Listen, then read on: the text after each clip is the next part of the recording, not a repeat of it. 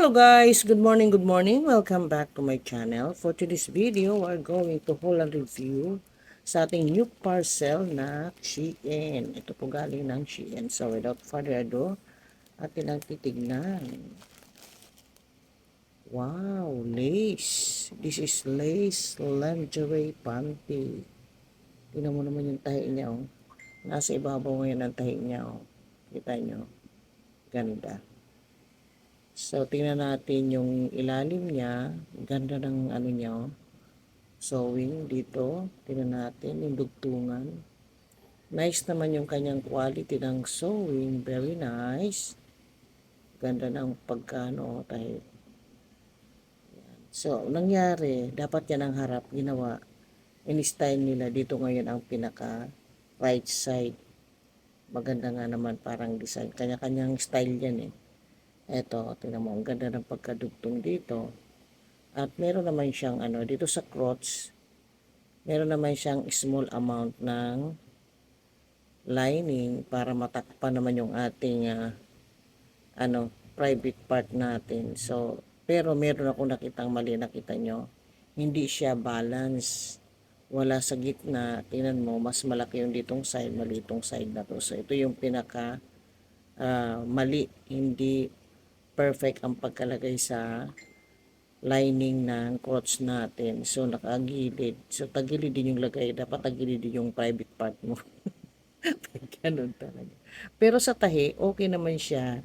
Kaya lang, ito lang pinaka mistake yung hindi pantay. Nakita niyo naman yun, hindi balance. So, pagka, ano mo natin, tingnan mo, laki ng balance. Laki ng diferensya niya. Balance tuloy.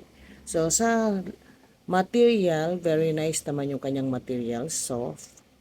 Hindi siya makati, greasy o itchy. Kasi may lace na itchy-itchy yan sa iyong balat, makati. Pero ito hindi.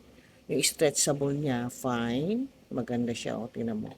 Yan yung kanyang outcome, yung kanyang appearance. Ito naman yung kanyang back view. Maganda po siya, tingnan natin. This is medium size. So, medium lang po siya. Ayan. Made in China din pala yung galing sa Shein, Ang ganda. Very nice yung kanyang appearance. Nice po ang kanyang quality. Appearance, very elegant and sexy.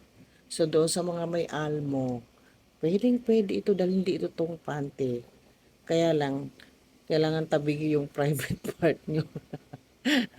Kasi nga, tingnan mo naman to, oh. Look at this. Hindi talaga siya balance, so kahit sa mo naman daanin, kahit na magduling-duling ka dyan, talagang hindi balance yung tayo nito. Pero, it's okay. Wala na tayong magagawa. Nandyan na. Yan ang bentahe kapag ang binili mo ay sa online. Hindi yung ikaw mismo ang bibili. Pero yung dito naman sa labas, look at this sewing, oh. Perfect naman yung pinakagitna niya. Tinan mo to, oh. Talagang nasa pero pag tingnan mo yung crotch niya, yung kanyang lining, talagang kahit saan daanin, talagang hindi siya balance dito sa kabilang side. Malaki talaga tong ditong side na to. So, pag i-rate natin ito ng 1 to 10, bigyan lang natin siya ng 9.